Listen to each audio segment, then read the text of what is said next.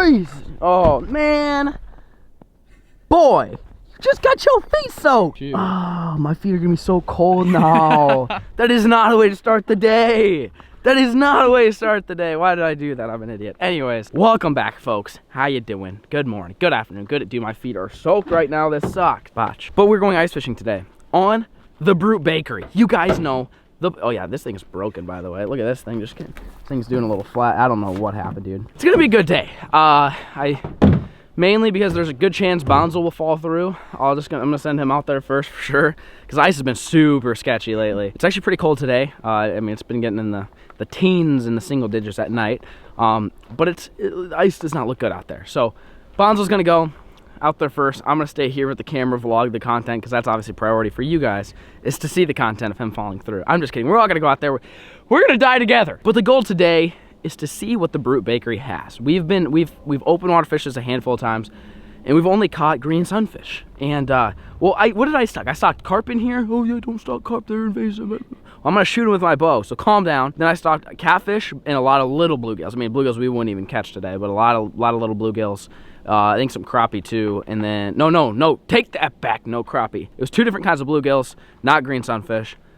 Catfish, carp. That's what I've stocked in here. But this pond's been here for forever. For a long time, to where it could have some giant bass in there. We're gonna find out today. We got some tip-ups. We got some just regular fishing tackle stuff. Oh, and we got this. This is what we're gonna be fishing with. This is the MTB Pro Box Ice Fishing Edition. But if you want this box or any of the Mr. Tackle boxes, all you gotta do is click the link down below and use promo code SMALLFISH. Yeah, new promo code and new deals. You can get a box as low as $5 with the promo code SMALLFISH. So you can go check it out. Links down below. Go check it out.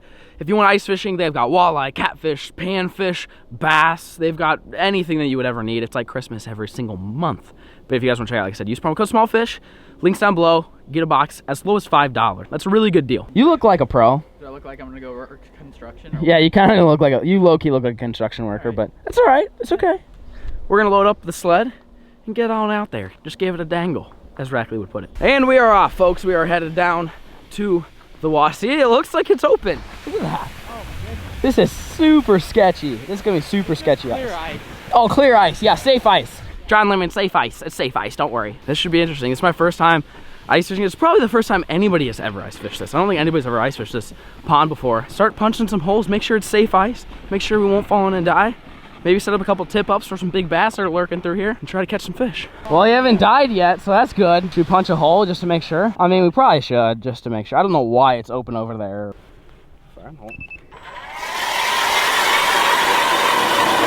Oh, wow, that is not deep. That was, I mean, I don't think we're gonna die, but that was not as deep as I thought. After further review of clear ice, maybe 2 inches, bro. Oh, I know what happened. That's like or science or something. When the snow insulates it and doesn't let it freeze. The issue is this was unthawed. I got someone roasted me for saying unthawed. I just about said it again. Because unthawed means it would be frozen. Yeah. I'm educated. Miller North education. Okay, so this is like, we're in like a, hang on. Oh yeah, we're in like 2 feet of water. Super shallow. So we're gonna, I think the strat, drill holes this way until we find like the channel swing break. We've never put a fish finder on here. We've never done a Vex, or we've never done like a boat fish finder or anything. So I'm just gonna wait for that channel break, and then we might start fishing there, but we're just gonna drill some holes, drop the fish finder down, and see what we can find. So right here at this spot, actually that's a, oh, that went away. Look at, there might be a fish. That's a clean 12 feet right there. Over there, looks like vegetation maybe. I don't really, yeah, see. That's a fish. Yo, that's a fish, 100%. 100% that's a fish at 5 foot. Really? Yep, let's go grab some rock. Let's just fish right here. All right, so, like I said, we're gonna go fishing. This is what we're using, MTB Pro Ice Fishing Edition. Look at all that goodness in there. First bait, we got Ice Gear, Catch More Fish, Team Stopper Lures Jigs. Next, we have Great Water, Big Fish. This is like a spoon or something like that, like just a little jigger or something. Right here, we've got a Blitz Blade. So it's a blade bait for jigging. This would be great for bass. If there's some big bass in here, I might try this. Walleye striper bass is what it says Another good solid bait. And right here, we've got a Sitka Arctis Frisket for something, or, you know, not positive on the pronunciation of that, but regardless, it's a little jig and bait. Hook on each end, one at the bottom. Right here, we've got some Trigger X. These are just some little soft plastics. It's a flap tail grub. This will work well on one of those little teardrop jigs I have got. Next, we've got some more jigs. These are by Sitka again. These are just, you know, your regular teardrop jigs. This is my go-to. This is probably what I'll throw today. We got a steaker. Here we have a helium fly. Another, well, I guess it is a fly, but it's for ice fishing. It looks like a mayfly. Here we have a Lucky John. I've actually used these before in the past. Little Lucky Johns like this. More jigging stuff. Everybody loves a little jigging. And right here, we've actually got some rattles, which I've never used before.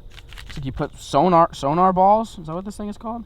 Sonar balls. Interesting. Never seen that before. But you put little rattles on your hook and makes a rattling sound. And last but not least, we've got this. This is the Sitka. Looks like a hook remover. So ice fishing, especially those pesky little bluegills like to swallow your jig. So you use that thing and pop it out. But that's what we've got to work with today. Those are the baits we're going to be using. And I also have some minnows and some wax worms as well. But I mean, essentially we're going to be using these jigs. Hopefully we'll catch some fish. There you go. Little dangle. This was one of the Sitka jigs. Threw some waxies on it. Dude, they're back. Something's back. They're down there doing something. I'm not sure what, but see all those lines? I see them. By 5 foot? Yeah. Dude, it looks like they're moving up, doesn't it? I know, it looks like they're moving. Dude, that's a fish. Got him. Got him. Oh! Bro, those are fish. Those are fish. There you go. Why am I so excited over this? I don't know, but that's a fish. I don't know. I can't even describe that feeling. Like coming here, trying to manage this pond and catching. I mean, this is, well, I'm excited, but this is the problem here, folks. You don't want these. You don't want these in your pond. So that's what those are. I was like, dude, that's a weed line, but it's a floating weed line, and that doesn't exist. So I don't know what it is.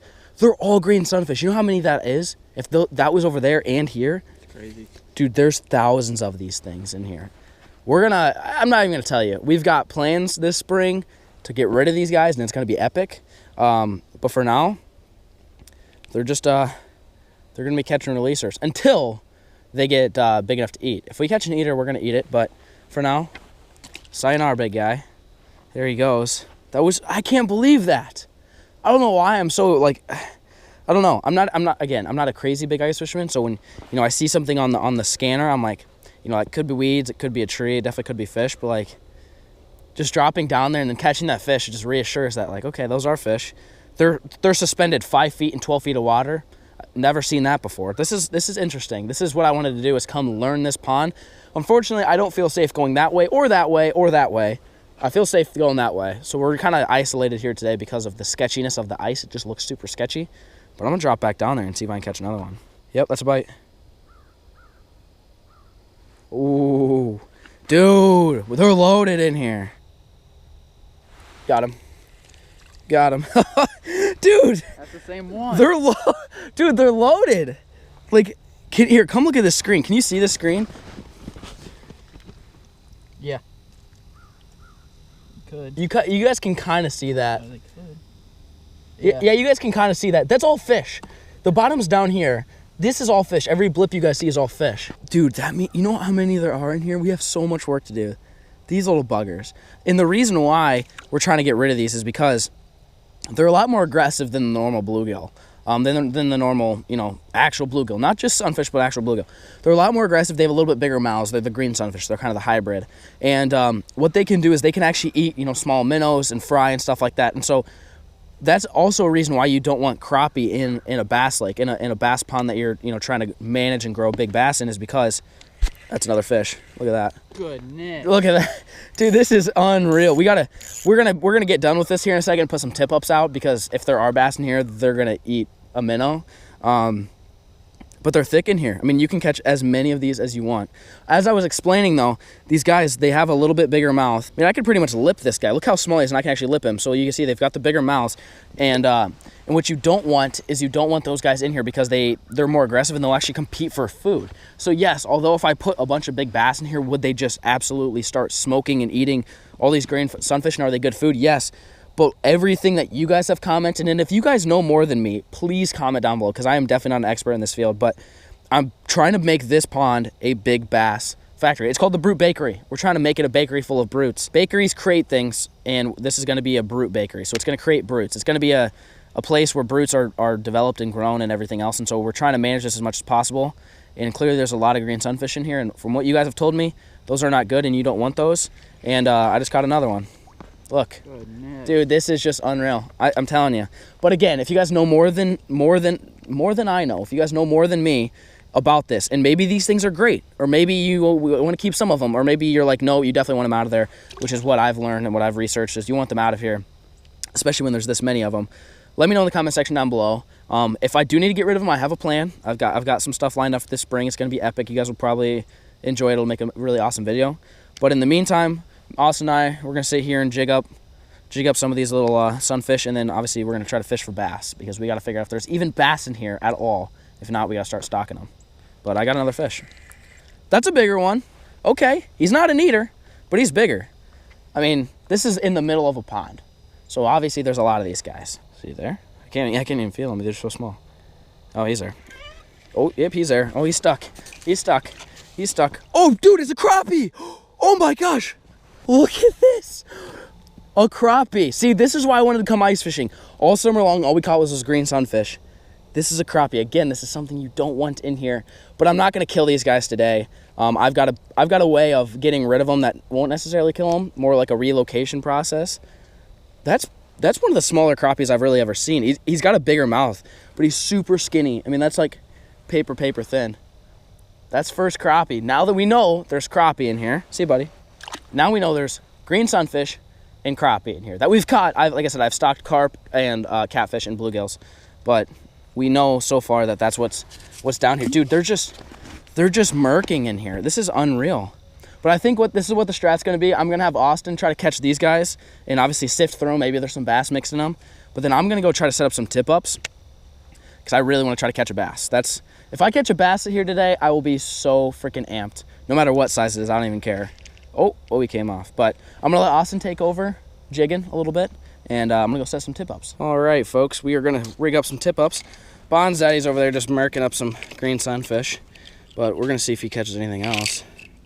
I'm going to sit here and try to get some tip-up action going. I love a good old tip-up action, mainly because you just never know what you're going to catch, and it's interesting. So drop this guy down. That's the bottom. We'll probably bring it up a foot off the bottom. Tie the trusty little loop knot. You guys know the drill. If you guys have not seen any of this, I mean, I'm not really going to go through a tutorial today because I've done it in so many other videos, and I don't want to get, some of you guys have been watching for a while tired of it by any means, but I mean, we're sitting at, that's probably 6-7 feet maybe. Take this guy off, reach into the trusty minnow bucket. We'll do some big, we'll do half big, half small. I don't know how many tip-ups we'll set up, just, probably a couple. But we'll do half big minnows, half small minnows. Just because if there's some decent-sized crappie, they can eat these little minnows. But I'm really after bass. Like I said, it'd make my absolute day if we caught some bass here. So we're going to set these up. I'm going to spread these out. I'm actually doing this right next to this tree. This is one of the only, I think it actually is the only tree that's really in the water. Just the only pretty much piece of cover around here. So we'll see if that makes a difference for the bass. Maybe the bass are hanging out by it. They'll see the minnow swimming, come out and get it. And then I'll put some down that way, and I'll put some down that way. And then we'll go back to jigging. See if we can catch some more fish. All right, so I got all the tip-ups set out. We've got a handful of them just kind of poked around down yonder. We're going to check up in on Austin and see how he's doing. What'd you get there, Jim? Little crappie. You got a crappie? Yeah. Another one? Yeah. Which, again, apparently those aren't good for bass ponds. But, again, we're not here to do the fish management today. Today's just figure out what's all in here, get our bearings, and then figure it out. But is this, what you doing? You having a fish fry? Yeah. Are you cleaning them? Yeah, I decided we're gonna eat them. I mean, those aren't that bad. Those aren't that bad. I mean, they're not, like, don't get me wrong.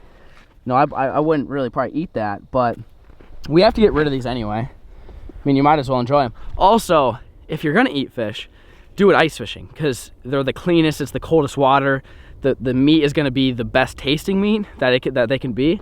I've never actually had green sunfish, so Austin took it upon himself to keep a handful of them. So we'll keep a handful. We'll fry them up. There's not gonna be much meat, but again, we have to get rid of these things anyway. Whether we relocate them or not, they're not gonna stay here. We might as well harvest them. Try them out. I've never had green sunfish. Maybe they're good, maybe they're bad. But again, ice fishing is definitely the time that you want to harvest fish. They're just the cleanest tasting. They taste the best. But we're gonna wait for these tip-ups to go off. I'm gonna start jigging around. Austin's gonna keep jigging, see what we can catch. A few moments later. There's a fish. Crappie! Crappie! That's the third crappie. So there's obviously a decent population of crappie in here. Now, they're just not looking super healthy. So there's probably not a lot of food for these guys. I mean, these guys, I don't know. I mean, they kind of eat whatever, but clearly they're not doing too hot. Back in the water you go. Again, when I go to do this whole management thing this spring, probably gonna kill all those guys, but we'll let them just do their thing for the next few months. We'll give them some time. So I mean, if we've got 3 crappie, that means there's probably a decent amount of crappie. I mean, this is, like I said, this is not a super small pond. It's not like we're fishing a puddle. And we've literally drilled like 4 holes. Actually, we've jigged in 2. The first one we started jigging was the one Austin's in. This is the second one I've even started jigging in. The rest are just have tip ups. So if we've got 3 crappie in 2 holes in like 30, 45 minutes, then there's probably a decent crappie population. There's another fish. What do we have? Micro green sunfish. Okay, I can still see the knot, so it hasn't taken much, but I can see it swimming onto the ice. So we're just gonna let it kind of do its thing for a minute. It's still there.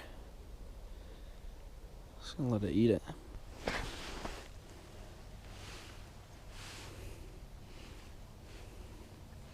Nothing.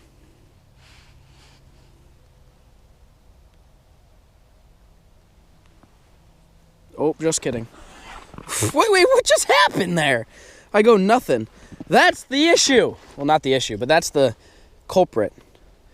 That came in like a wet sock. Did you see that? Dude, I kept recording because I was like, maybe there is something there. Was no fight, and it was just bringing in a wet sock. So that's what's been taking all this, and I finally was able to get one to eat it head first, so it got hooked. So when they eat it head first like this, that top of the hook goes right there. Crappie. Well, see, buddy. Not an eater size. I mean, you could eat that one. We're definitely eating smaller grain sunfish, but there's no reason to kill these crappie right now. Obviously, we don't want to eat the baby ones for no reason. Whether we get rid of those or not, who knows? I would say mission accomplished for today, folks. We came out here, we set up some tip-ups, caught a fish on a tip-up. That's 5 crappie. We caught 5 crappie today in total. Probably 75 to 100 green sunfish. Seriously, I'm not lying. I just didn't show you guys because I'm sure you don't want to see me catch in Austin, mainly Austin catch 75 green sunfish. But we caught a handful of them, caught a couple big ones. We're going to take them home. We're going to load all this up, and we're going to go fry these bad boys up. You guys stay tuned. Who's here? There he is. You're coming to save the day. That's good. Yeah. I'm glad. Finn, who's here? Come here. Come here. Okay. Come here. Come here.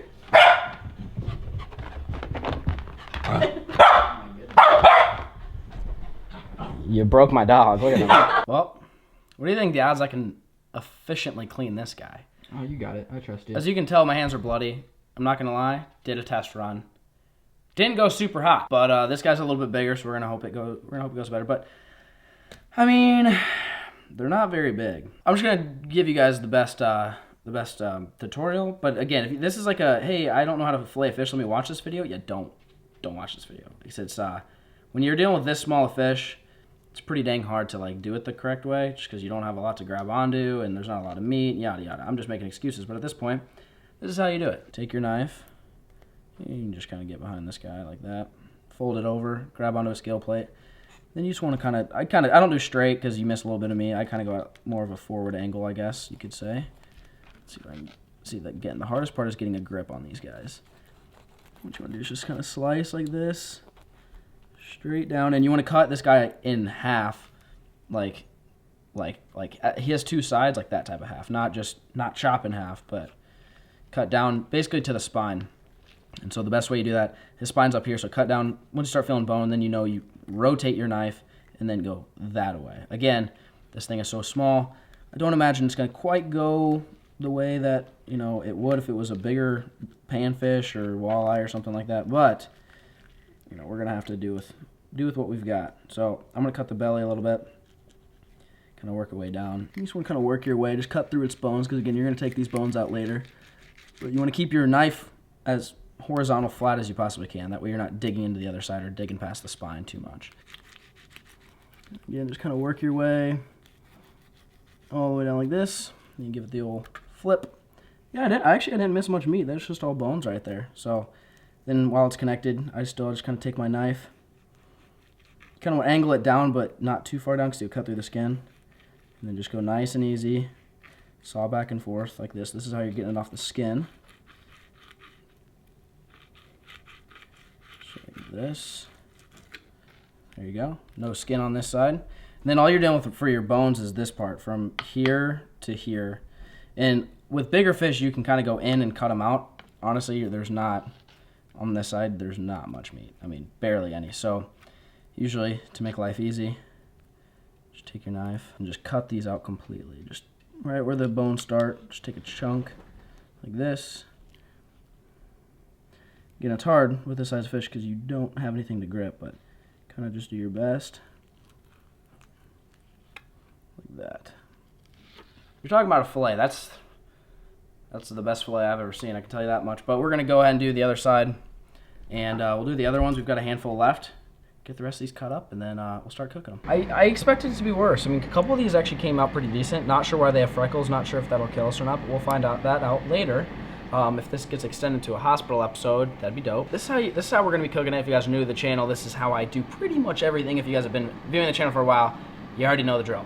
Take your fish, or meat, I should say. Throw it in some Franks. I'm going to actually do all of it kind of at once. Throw it in the Franks red hot. Wing sauce. Better than just regular. Wing sauce is important. Take some. Put it right on top there. Now this works as your egg wash, I guess, if you're doing like traditional frying tactics. Now, you can let this sit for a while if you want. I'm pretty impatient, so we're just going to do this. And what we're going to do is, actually, let's take all of it. Toss it in your flour. Just like that. Toss this guy around for a bit. And make sure there's a nice even coat on all of this. I threw a little bit of salt and pepper in the flour, but it doesn't really matter. If you don't want to do that, you don't have to. That's what we're dealing with? Yeah. Just that little pan? Yep. And you just toss them in there? Yeah. Okie doke. If this doesn't work, you blame Bonzel, because I've never seen anything like this in my life. What did you say about the first time I told you about an air fryer? I don't know. You didn't understand it. No, because there's no oil. How does it fry it? With air. But air isn't... If air fried everything, we would walk around like a bunch of little French fries or something, wouldn't we? It's gotta be hot air. Macy, What? how does it work? What? An air fryer.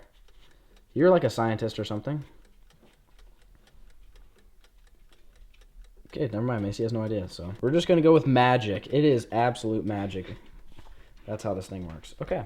All right, go ahead and do your thing. Oh, now you already know. No, you did that because you pushed the button. I told you not to push the button. It takes the tray out. And they're just gonna put it in about 8 minutes. That's what it says up there. So. Okay. 8 minutos más. All right. We're gonna see if this is good. I'm still super skeptical about it. You think it's gonna be good? It'll be good. What's?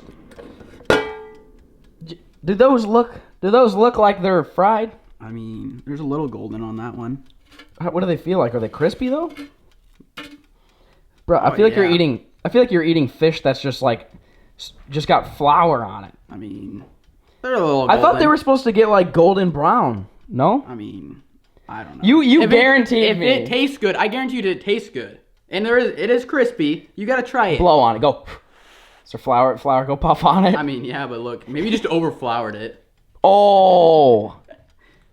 I said it's gonna taste good. Buddy wants to turn it back on me after he's like, no, the air fryer's gonna work. I told you it's gonna taste good, and it's gonna taste just like if you deep fry it. If it tastes like that, then you have to be like, okay, I was wrong.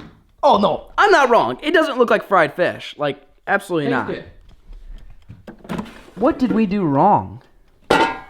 I'm so confused. Just taste it. Like, this side got done. It's just like the bottom side did. Are we supposed to flip them or something? Maybe we should have flipped them. I don't know anything about this.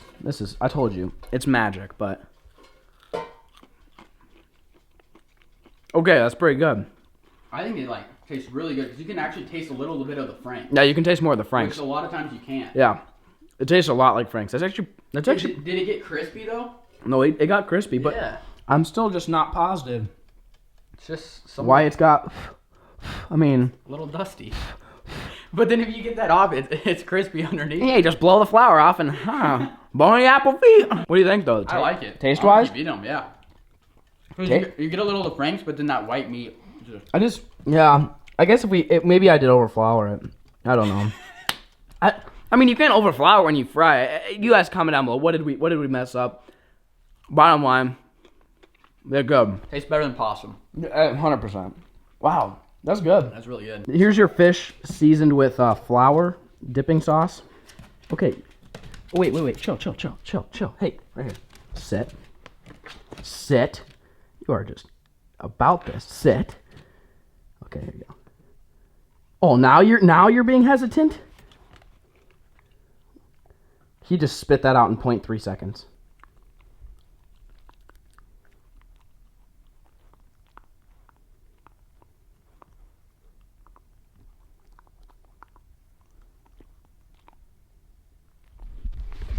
Boy, the dog didn't even like it. He's still eating it. The dog didn't even like it. You liked it. Finn, you don't have to eat it. You don't have to be polite. It's okay. You can spit it out. We're done here. Finn.